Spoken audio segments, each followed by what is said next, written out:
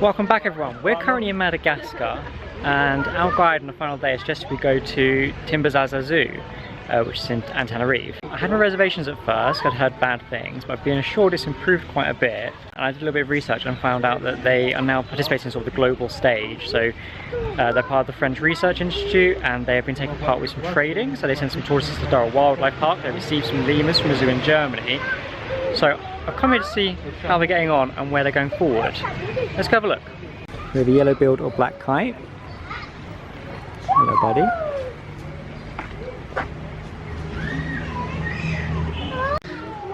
Some helmeted guinea fowl. Some kind of bird of prey. I'm afraid I can't identify it. None of the signage as of yet is in English. If I'm honest, it looks a little bit stressed out. The enclosure is not big. But I came in being told there was a lot of improvements that were being made, and the improvements that have been made are much further into the park. So I'm hoping as we go in we'll see some nice modern enclosures. There's a nice information board here about how climate change is affecting Madagascar. In French. All in French, so I'm relying on Anna, but there we go. Darwin Wildlife Park had refurbished these bird cages back in '99 in I think German zoo, again in 2005. And what I believe is a kind of fish eagle.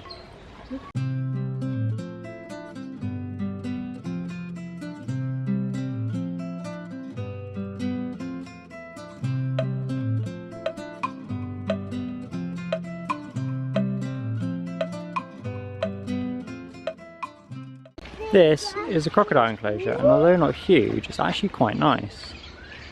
Got a little bit of flowing water through the middle, all these plants it can hide in. These are all on the water. Got a Madagascar crested ibis. Or two of them in there actually. One of the only species of parrot in Madagascar. Another kite.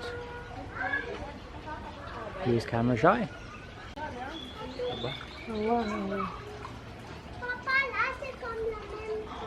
They do have the English names for a lot of them, but like here with the golden pheasant, the spelling is a tiny bit wrong.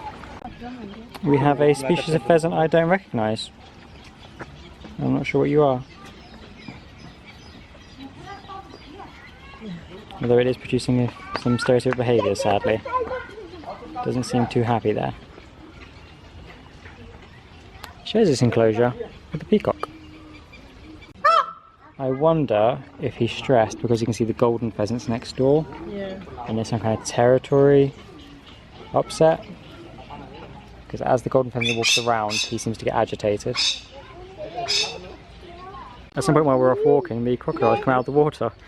You see a dry head and a wet body and tail. This is quite a nice enclosure for peafowl. All long area, just go on the back.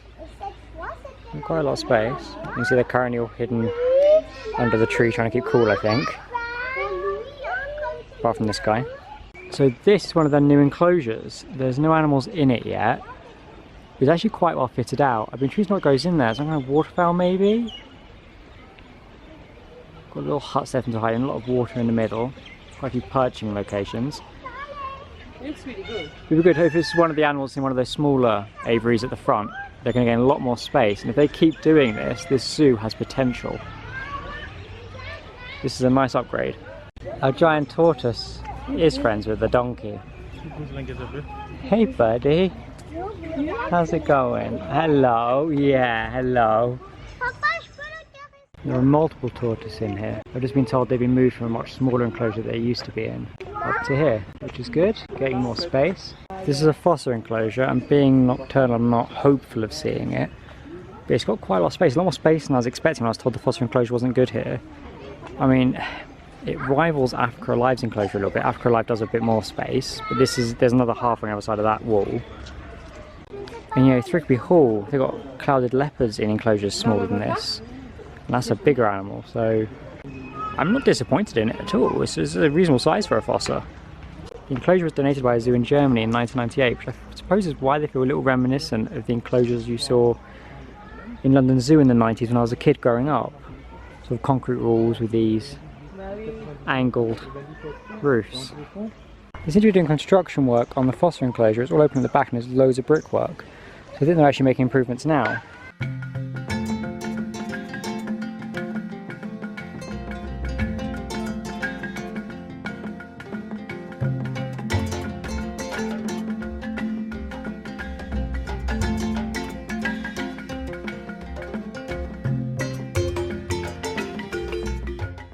This section in the middle of the park I think is known as Heron Lake.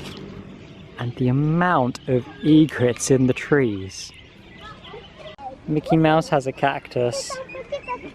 There's a sign for a nocturnal lemur house. I do think they still have eyes here, but as far as I'm aware, the nocturnal lemur house is actually closed, so I don't think you can see them. So they're talking about what he eats, where he lives, how he looks like and stuff like that, what are different from about him. And then they're talking about how endangered he is. For example, he's saying that that lemur is vulnerable now because of deforestation and hunting.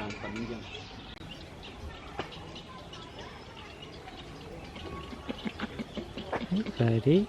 They're saying that he's very threatened because of hunting, destruction of its habitats, and the practice of tavi. It's the fact of burning the soil and cultivating on it. Ah, okay. There he goes. So I think these are the older lemur enclosures, and I think there's now a lemur island somewhere, which is the more modern style. These are the enclosures that need, well, if I'm honest, tearing down and replacing. But I believe they have started this for the lemurs, and there is a section with much better enclosures. Yeah, we've got Flanders rabbits. I mean, the enclosure's tiny for them. It is just that. There's nothing back, no. You're in a warmer climate when your reptiles can be outside in their enclosures. Tiny crocodile. The reptile enclosures aren't massive. I know London Zoo is guilty of this as well, but they are now building a new reptile house. Also, massive crack in the glass for this guy here.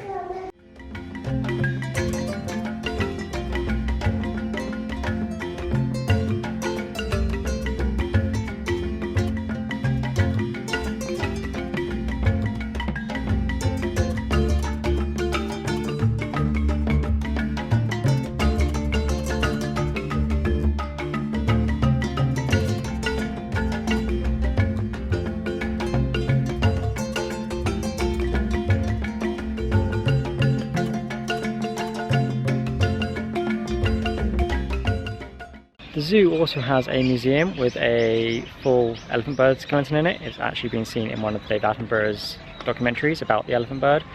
I was really looking forward to going into it. Turns out the museum is closed at weekends, and this is a Saturday, so we can't go in. So I'm not sure why they close at weekends. You'd think close a weekday, not weekend, but there we go. Doesn't matter. I don't get to see the elephant bird.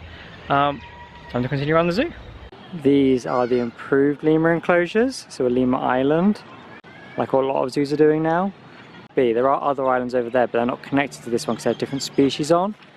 There's actually only a few ringtails on it. Yeah, it's a bit small, but it is bigger than the little cage over there. Yeah, it's bigger than the cages they have over there. It's more enrichment, it's a lot more natural and open, there's a lot more things for them to climb on. I think if you consider the size of a ring-tailed lemur troop, it probably needs to be a bit of a larger island for ringtails. As I said, there are other islands with other species on. I wonder if they're better off just doing branch between all three islands and using it all for just ringtails and having a reasonable sized troop of them. These lemurs are hiding in the trees. I'm guessing getting a little bit of shelter from the sun. So this is their island. Having a nice rest there. We have the third island.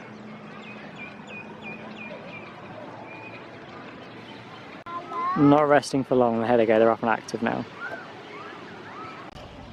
This is an endangered species due to hunting, or the fact that we cut the tall trees, and the practice of tavi, so the burning of the land for agriculture. Buddy? Yeah, you look the same. You being curious? Are you being curious? Look at them. Yeah, they're having a little play.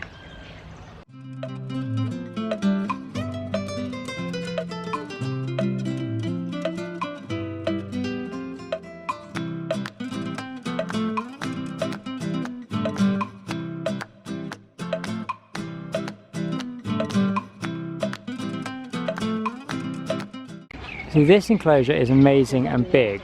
And I'd love to see the fish eagles in here. I made a comment about the enclosure I thought should contain fish eagles. The enclosure is just open.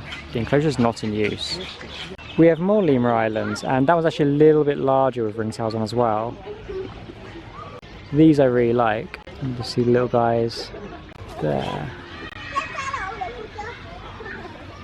And we've got the ringtails there.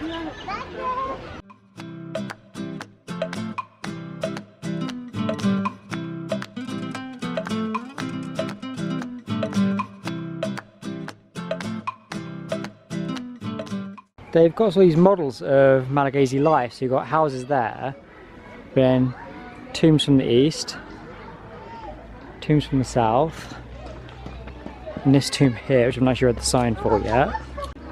From the centre. So that brings us to the end of Tsimbazaza Zoo. Honestly, I entered this with some expectations that I was going to see things that were a bit horrific, and I don't think I really did. A lot of it is 1990s, which, yeah, that's when the zoos around the world helped build these things. The zoo's also making a lot of improvements. You can see the lemur islands are a lot better than the old concrete enclosures that sadly some of them are still in.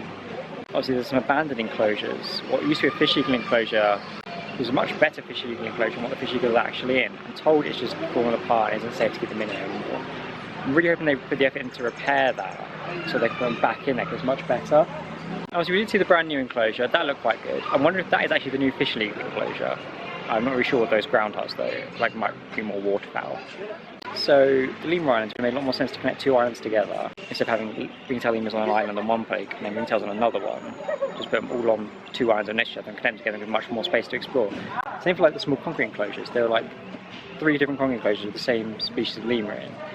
And so they could put them all in concrete enclosures next to each other, remove the walls and just make it larger. I know there's troop size limitations, you know, usually maximum up to 8 individuals next to ringtails and up to 30. Well, obviously it's not always easy to merge groups, and sometimes they splinter, so although this would be nice, it might not be easy or even possible. And they may have lots of small groups for a number of reasons, such as breeding or separating rowdy subadults. And they may do it already, but they could also move the groups around periodically, which gives everyone time in the new enclosures and provides great enrichment.